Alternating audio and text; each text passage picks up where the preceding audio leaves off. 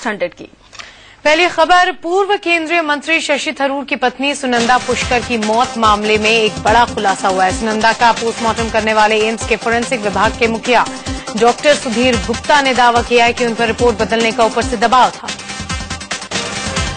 Doctor Sudhir Gupta के मुताबिक सुनंदा की मौत को नेचुरल डेथ बताने के लिए उन पर दबाव डाला गया था और दबाव के आगे झुकने से इनकार करने पर उन्हें परेशान किया गया। डॉक्टर गुप्ता ने स्वास्थ्य मंत्रालय और सीवीसी को इस बाबत शिकायत की है। 17 जनवरी को दिल्ली के एक 5 स्टार होटल में सुनंदा पुष्कर का शव मिला था। उस वक्त शशि थरूर और पाकिस्तानी पत्रकार मेहर तरार से रिश्ते को लेकर सुनंदा तनाव में थी। मौत से पहले थरूर और सुनंदा में झगड़े की भी बात सामने आई थी। सुनंदा पुष्कर के पति और पूर्व केंद्रीय मंत्री शशि थरूर ने डॉक्टर सुधीर गुप्ता के दावे पर कुछ भी बोलने से इनकार कर दिया है। Sir, doctor Sudhir Gupta claimed that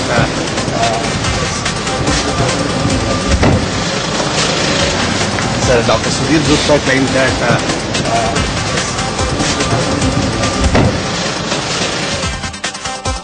Sunanda Pushkar मामले में केंद्रीय स्वास्थ्य मंत्री डॉक्टर हर्षवर्धन ने कहा कि इस बाबत एम्स के डायरेक्टर से जांच रिपोर्ट मांगी गई है। उन्होंने कहा कि रिपोर्ट आने के बाद ही कुछ फैसला लिया जाएगा। मैंने एम्स के डायरेक्टर से इस संदर्भ में डिटेल्ड जानकारी लेने के लिए उन्हें लिखकर भेजा है। कांग्रेस प्रवक्ता राशिद अल्वी ने कहा है कि डॉक्टर पर दबाव डाले जाने की बात पर भरोसा नहीं होता। उन्होंने कहा कि अगर डॉक्टर ने ऐसा दावा किया है तो उसकी पड़ताल होनी चाहिए। नहीं होता है, लेकिन अगर डॉक्टर ने ऐसा कहा है तो किसने दबाव डाला, उनसे बात करनी चाहिए। बीजेपी नेता सुब्रमण्यम स्वामी ने दावा किया कि सुनंदा पुष्कर की हत्या हुई है। उन्होंने कहा कि इस मामले की जांच के लिए वो कोर्ट का दरवाजा खटखटाएंगे। उसमें ऐसी बातें हैं जो निकले हैं, उससे तो लगता है कि निश्चित तौर पर हत्या हुई और इसके लिए मैंने फैसला किया कि जुलाई एंड में, अगस्त में कोई तिथि में मैं याचिका पेश करूंगा। पूर्व बॉयफ्रेंड और कारोबारी पार्टनर नेस्वाडिया पर बदसलूकी की शिकायत करने वाली प्रीति जिंटा ने पहली बार खुलकर सफाई दी है। फेसबुक के जरिए उन्होंने इस केस से जुड़े हुए हर पहलू का जवाब दिया है। प्रीति जिंटा ने नेस्वाडिया के सभी आरोपों को सिरे से खारिज किया है। प्रीति ने सिलसिलेवार बताया कि उन्होंने नेस पर आखिर क्यों केस किया। प्रीति जिंटा ने नेस्वाडिया के सभी आरोपों को सिरे से खारिज किया है। प्रीति ने सिलसिलेवार बताया कि उन्होंने नेस पर आखिर क्यों केस किया। उन्होंने सीटों के झगड़े और नेस की मां के अपमान की बात को नका है। प्रीति ने फेसबुक पर लिखा कि मैंने नेस्वाडिया पर केस क्यों किया, निजी मामला। नेस से मेरा रिश्ता 2009 में खत्म हो गया था। ब्रेकअप के बाद भी जिंदगी चलती रहती है। ब्रेकअप के 6 साल बाद केस करना निजी मामला नहीं हो सकता। प्रीति ने कहा कि कई सालों से बार बार चेतावनी देने के बाद मेरे पास कोई विकल्प नहीं था। शारीरिक हिंसा या बदसलूकी किसी कीमत पर बर्दाश्त नहीं की जानी चाहिए, चाहे वो अमीर हो या गरीब, पुरुष हो या महिला, सेलिब्रिटी हो या आम आदमी। प्रीति ने कहा कि वानखेड़े स्टेडियम में 50 सीट और 35 सीटों का वीआईपी एयर कंडीशनड बॉक्स होता है, फिर भी 6 सीटों पर मेरे दोस्तों का बैठना मुद्दा बन गया। मैंने कोटे की सीट खिलाड़ियों के परिवार को दी है, इसीलिए सीटों पर कब्जा करने का आरोप बेबुनियाद है। प्रीति ने अपने पूर्व बॉयफ्रेंड और कारोबारी पार्टनर नेस्वाडिया की मां को अपमानित करने के आरोप को भी खारिज कर दिया। उन्होंने कहा कि मैं अपना नाम भूल सकती हूं, लेकिन अपने संस्कार नहीं भूल सकती।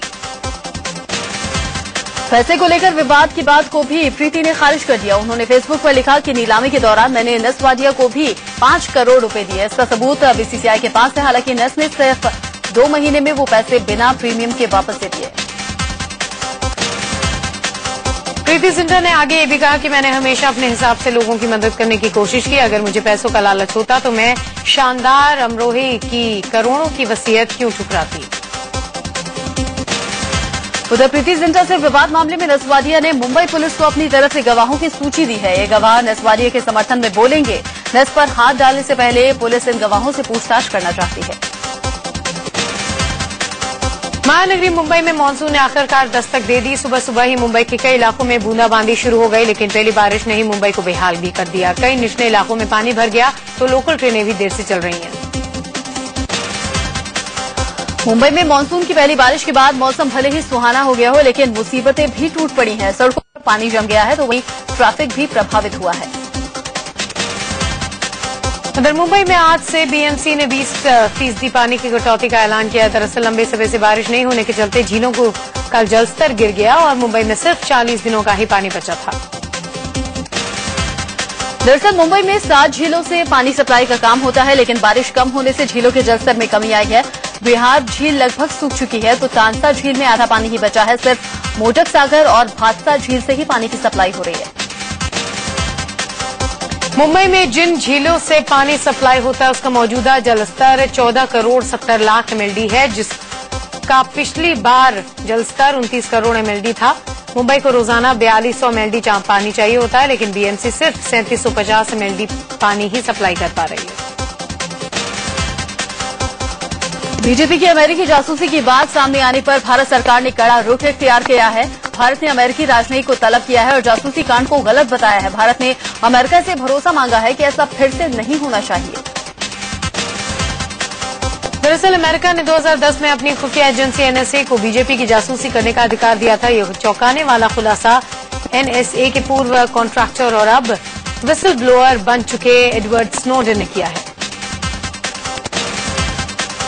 राष्ट्रीय सुरक्षा एजेंसी यानी कि NSA ने बीजेपी और दुनिया के 5 अन्य राजनीतिक दलों पर नजर रखने के लिए फॉरेन इंटेलिजेंस सर्विलांस कोर्ट से अनुमति मांगी थी। इससे जुड़ा हुआ दस्तावेज अमेरिकी अखबार द वॉशिंगटन पोस्ट ने सार्वजनिक कर दिया है। अखबार को यह दस्तावेज स्नोडेन ने ही मुहैया करवाया। बीजेपी के सीनियर नेता और पूर्व वित्त मंत्री यशवंत सिन्हा ने झारखंड की सीट को लेकर विवादित बयान दिया। यशवंत सिन्हा ने कहा कि कोई भी मुख्यमंत्री बन जाए, क्या फर्क पड़ता है। मुख्यमंत्री कौन? अरे कोई मुख्यमंत्री बन जाए, क्या मुख्यमंत्री कौन? अरे कोई मुख्यमंत्री बन जाए, क्या। पत्रकारों ने यशवंत सिन्हा से झारखंड के विकास और मुख्यमंत्री को लेकर सवाल पूछा था, जिस पर वो सीएम पद की गरिमा खोकर हद पार कर गए। विजन का जो ये है, इसको मुंह में घुसाते हमारे, क्या कहते हैं, मुख्यमंत्री कौन? अरे कोई मुख्यमंत्री बन जाए, क्या। गोवा के PWD मंत्री लड़कियों पर दिए गए अपने बयान पर कायम है। उन्होंने लड़कियों के पब में जाने पर रोक लगाने की बात की थी। मंत्री सुदीन धावलेकर ने कहा कि मेरा इरादा लड़कियों और महिलाओं की भावनाओं को ठेस पहुंचाने का नहीं है। सब कहाँ तो बंद होना मांगता है, इसलिए मेरा किसी का लड़की का या वीमेन का मन दुखाने के लिए ये बोला नहीं कि क्यों उसका इंसल्ट करने को बोला नहीं। मंत्री सुदीन धावलेकर ने कहा कि बावजूद इसके अगर कोई कम कपड़ों में पब जाना चाहती है तो उसके लिए वो खुद जिम्मेदार होगी, क्योंकि हर जगह हर किसी को सुरक्षा नहीं दी जा सकती। अभी किसी को ऐसा पहन के बाहर जाने का है तो उसका इरादा है, उसके जिम्मेदारी से वो करते हैं, उसको मेरे को लेना देना नहीं है। आज हर जगह इतना सिक्योरिटी कहाँ देंगे। दरअसल इससे पहले गोवा के PWD मंत्री सुदीन धावलेकर ने बयान दिया था कि गोवा में लड़कियों के छोटे कपड़े पहनकर पब जाने पर रोक लगनी चाहिए। सुदीन ने कहा कि ऐसा स्थानीय संस्कृति के खिलाफ है, इसलिए ये सब बंद होना चाहिए। सुदीन धावलेकर ने श्रीराम सेना के प्रमुख प्रमोद मुथाले के बयान का समर्थन करते हुए कहा कि लड़की का कम कपड़ों में पब जाना गलत संस्कृति को दर्शाता है। अगर हम इसकी अनुमति देते हैं तो हमारी गोवा कल्चर का क्या होगा। मुथाले पब कल्चर के खिलाफ है और इसका विरोध कर वो सही कर रहे हैं। तापस पाल का पति MC ने अपनी आधिकारिक वेबसाइट पर भी अपलोड किया है। तापस ने अपने पत्र में लिखा है कि उनके पास सफाई देने के लिए कोई बहाना नहीं है और उनसे भूल हो गई है, और उन्होंने कहा है कि वो भविष्य में ऐसी गलती नहीं दोहराएंगे। TMC सुप्रीमो और पश्चिम बंगाल की मुख्यमंत्री ममता बनर्जी ने तापस पाल के विवादित बयान पर चुप्पी तोड़ी। ममता ने कहा कि पार्टी ऐसे किसी बयान का समर्थन नहीं करती। उन्होंने पाल के खिलाफ कड़ी कार्रवाई की बात भी कही। तृणमूल कांग्रेस के सांसद तापस पाल के रेप वाले बयान पर उनके खिलाफ FIR दर्ज हो गई है। बीजेपी महिला मुक्ति मोर्चा की अध्यक्ष जयंती सरकार की शिकायत पर नादिया जिले के नकासीपारा थाने में पाल के खिलाफ केस दर्ज हुआ है। तृणमूल कांग्रेस के सांसद तापस पाल के बयान पर गृह मंत्रालय ने भी सख्त रुख अपनाते हुए पश्चिम बंगाल सरकार से रिपोर्ट मांगी है। केंद्रीय गृह सचिव ने तापस पाल मामले में पश्चिम बंगाल के मुख्य सचिव से रिपोर्ट तलब की है। सांसद तापस पाल ने अपने शर्मनाक बयान पर भले ही माफी मांग ली हो, लेकिन ममता बनर्जी के एक और नेता का हैरान करने वाला बयान सामने आया है। बांकुड़ा के जिला परिषद अध्यक्ष अरुण चक्रवर्ती ने कहा है कि अगर विरोधी गांव में घुसते हैं तो उनका सिर काट लेना चाहिए। बढ़ती महंगाई पर आज कैबिनेट की आर्थिक कमेटी की अहम बैठक शाम 5 बजे होने वाली है। मंत्रियों की इस बैठक में आलू प्याज की बढ़ती कीमतों पर रोक लगाने के उपायों पर चर्चा होगी। माना जा रहा है कि आलू प्याज का स्टॉक जमा करने की सीमा भी तय हो सकती है। पहली बार मोदी सरकार ने आखिरकार माना है कि महंगाई काफी बढ़ गई है। वित्त मंत्री अरुण जेटली ने कहा कि भले ही महंगाई दर में कमी आई हो, लेकिन महंगाई बर्दाश्त से बाहर हो गई है। A rate of inflation which in comparison to the last 2 years has somewhat come down, but still is beyond the acceptable limits. वित्त मंत्री जेटली महंगाई बर्दाश्त के बाहर होने की बात को बोल रहे हैं, लेकिन केंद्रीय मंत्री कैलाश मिश्र तो कह रहे हैं कि सरकार के पास कोई जादुई डंडा नहीं है जिसे घुमा देने पर महंगाई कम हो जाएगी। ये तो कोई जादुई डंडा घुमा दिया और सारी चीजें नीचे आ जाएगी, ऐसा नहीं होता है। घुमा गए तो कोई जादुई डंडा घुमा दिया और सारी चीजें नीचे आ जाएगी, ऐसा नहीं होता है। उधर महंगाई के मोर्चे पर मोदी सरकार आम लोगों को लगातार झटके पर झटका दे रही है। पहले रेल किराया बढ़ाया, फिर पेट्रोल और डीजल महंगा कर दिया और कल बिना सब्सिडी वाले रसोई गैस के सिलेंडर के दाम भी बढ़ा दिए गए। पेट्रोल डीजल की कीमतें बढ़ाने के बाद केंद्र सरकार ने बिना सब्सिडी वाले गैस सिलेंडर के दाम भी बढ़ा दिए हैं। अब बिना सब्सिडी वाले रसोई गैस सिलेंडर के लिए आपको 16 रुपये 50 पैसे ज्यादा चुकाने पड़ेंगे। दिल्ली में अब ऐसे सिलेंडर की कीमत 922 रुपये 50 पैसे होगी। पेट्रोलियम मंत्रालय ने एलपीजी गैस और मिट्टी के तेल की कीमत पर महीने भर बढ़ोतरी का प्रस्ताव पेश किया, जिसके तहत सरकार एलपीजी और केरोसिन पर दी जाने वाली 80,000 करोड़ की सब्सिडी को खत्म करना चाहती है। पेट्रोलियम मंत्री धर्मेंद्र प्रधान ने दावा किया है कि सरकार पेट्रोल की कीमतें घटाना चाहती थी, लेकिन इराक संकट के चलते कच्चे तेल के दाम में बढ़ोतरी हुई और पेट्रोल के दाम मजबूरी में बढ़ाने पड़े। कच्चे तेल की दाम महंगा हुई है $4, उसकी स्वाभाविक इम्पैक्ट भारत के बाजार में भी आई है। अगर इस बार इराक की घटना नहीं होती तो पेट्रोल की दाम घटती। केंद्र सरकार ने राज्यों के खाद्य मंत्रियों की 4 जुलाई को अहम बैठक बुलाई है। केंद्रीय खाद्य और उपभोक्ता मामलों के मंत्री रामविलास पासवान ने कहा कि बैठक में जमाखोरी से निपटने की रणनीति पर विचार होगा। केंद्रीय खाद्य उपभोक्ता मंत्री रामविलास पासवान ने इंडिया न्यूज से खास बातचीत में कहा कि देश में अनाज का भरपूर भंडार है और चिंता की कोई बात नहीं है। उन्होंने कहा कि संकट जमाखोर खड़ा कर रहे हैं, जिनसे निपटा जाएगा। प्याज सहित दूसरी सब्जियों के बढ़ते दाम से सख्ते में आई सरकार ने जमाखोरी पर कार्रवाई शुरू कर दी है। दिल्ली में खाद्य एवं आपूर्ति विभाग की टीमें थोक और खुदरा व्यापारियों पर छापे मार रही है। इसी कड़ी में गाजीपुर सब्जी मंडी में छापेमारी हुई। बढ़ती महंगाई के विरोध में समाजवादी पार्टी के छात्र विंग ने इलाहाबाद में मोर्चा खोला। समाजवादी छात्र सभा के कार्यकर्ताओं ने चौरी चौरा एक्सप्रेस ट्रेन को झूसी में रोककर विरोध जताया और प्रधानमंत्री के खिलाफ नारेबाजी की। पहले से महंगाई की मार झेल रहे देशवासियों के लिए मोदी सरकार में कृषि मंत्री एक और बुरी खबर लेकर आए। कृषि मंत्री राधा मोहन सिंह ने आशंका जाहिर की है कि कमजोर मानसून के चलते देश के पश्चिमी हिस्सों में इस बार सूखा भी पड़ सकता है। कृषि मंत्री राधा मोहन सिंह ने कहा है कि इस बार कम मानसून के चलते देश के पश्चिमी हिस्से में सूखे का खतरा मंडरा सकता है। हमें इसके लिए तैयार रहना चाहिए। बकौल कृषि मंत्री, कम मानसून का सबसे ज्यादा असर पश्चिमी भारत पर है। केंद्र सरकार नेताओं को दी जाने वाली वीवीआईपी सुरक्षा पर समीक्षा कर रही है। गृह मंत्री की अध्यक्षता में इसे लेकर बैठक हो रही है। सूत्रों की माने तो कई नेताओं को Z+ सुरक्षा से वंचित होना पड़ सकता है। बीजेपी के राष्ट्रीय अध्यक्ष और गृह मंत्री राजनाथ सिंह आज बीजेपी मुख्यालय में डिनर देने वाले हैं। इस डिनर पार्टी में पीएम और सभी मंत्री भी मौजूद रहेंगे। माना जा रहा है कि अध्यक्ष पद के तौर पर राजनाथ की ये फेयरवेल पार्टी है।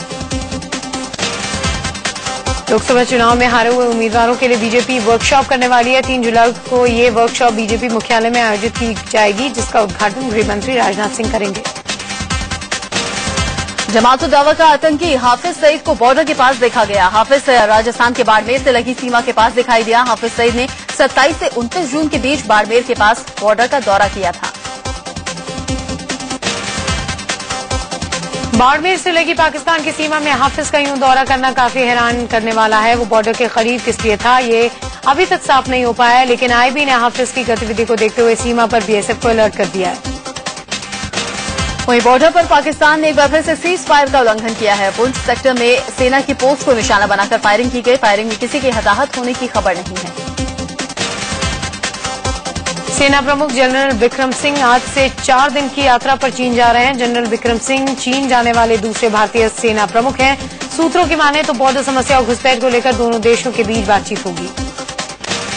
सुप्रीम कोर्ट में जजों की नियुक्ति में वरिष्ठ एडवोकेट गोपाल सुब्रमण्यम की अनदेखी करने पर चीफ जस्टिस RM लोढ़ा ने केंद्र की मोदी सरकार की आलोचना की है। लोढ़ा ने कहा है कि सरकार ने उन्हें जानकारी दिए बिना ये फैसला लिया। चीफ जस्टिस ने इसे न्यायपालिका की आजादी से भी जोड़ा। उन्होंने कहा कि न्यायपालिका की आजादी के साथ कोई समझौता नहीं किया जाएगा। साथ ही उन्होंने निराशा भी जाहिर की कि उनके विदेश में रहने के दौरान सुब्रमण्यम ने अपनी शिकायत सार्वजनिक कर दी। सुप्रीम कोर्ट के जज के लिए सुप्रीम कोर्ट कॉलेजियम ने जो 4 नाम सरकार के पास भेजे थे, केंद्र सरकार ने उनमें से गोपाल सुब्रमण्यम का नाम क्लियर नहीं किया और फाइल रोक ली, जिसके बाद गोपाल सुब्रमण्यम ने अपनी दावेदारी वापस लेते हुए सुप्रीम कोर्ट को चिट्ठी लिखी।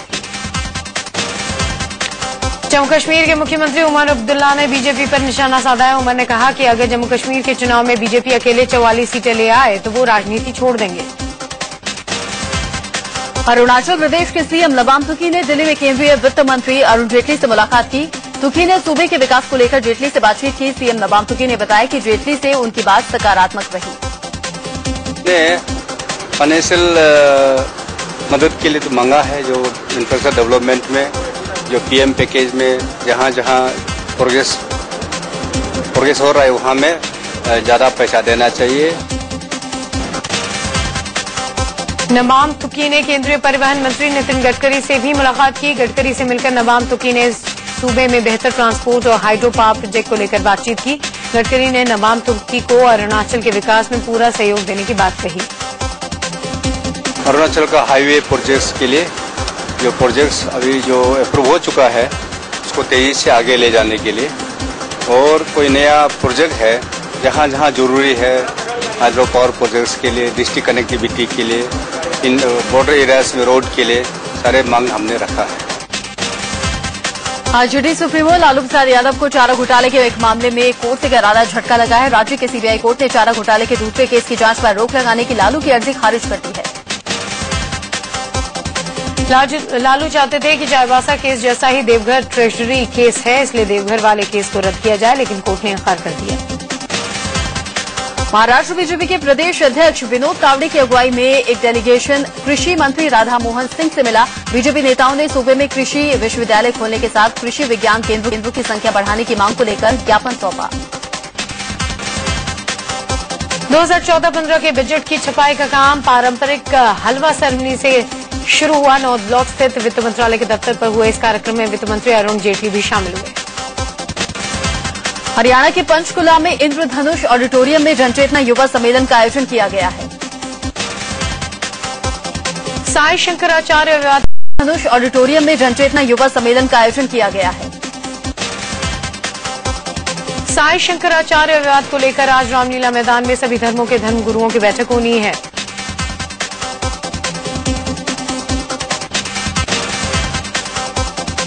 चेन्नई में इमारत हादसे में मरने वालों की तादाद बढ़कर 43 हो गई है। मलबे में कुछ और शवों के दबे होने की आशंका भी है।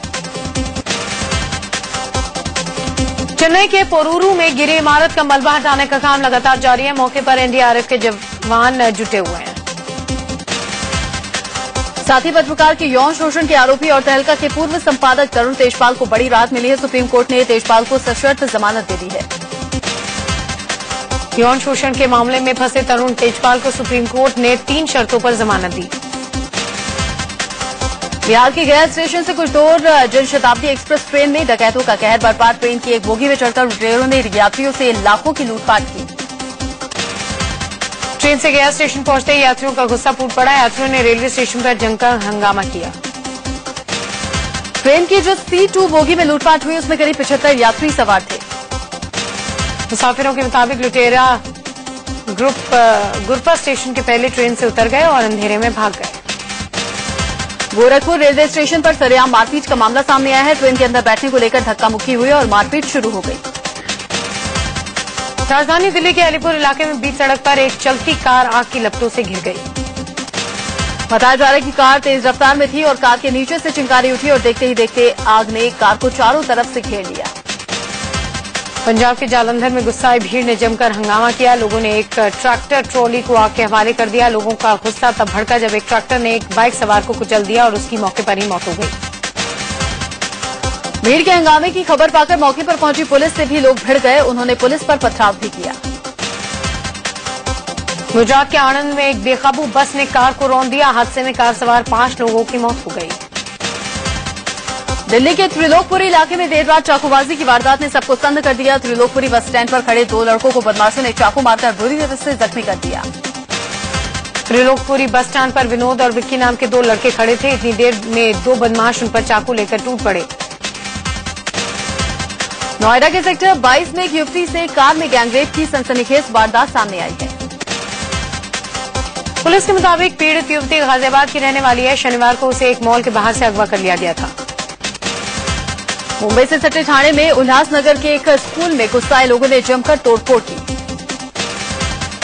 बाबा बर्फानी के दर्शन के लिए आज से पहलगाम के रास्ते बाबा अमरनाथ की यात्रा शुरू हो रही है।